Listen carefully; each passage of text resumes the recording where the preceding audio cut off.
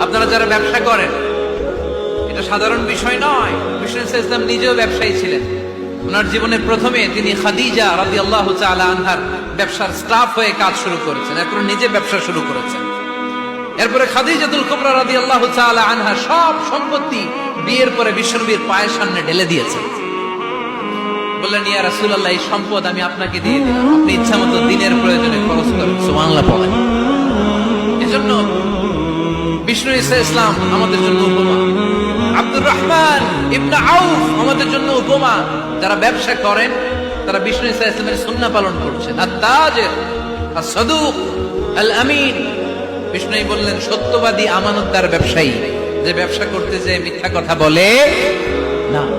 অনেক ব্যবসায়ীরা আছে পণ্য চালানোর জন্য মিথ্যা কথা বলে আর কসম কাটে, আছে না নাই?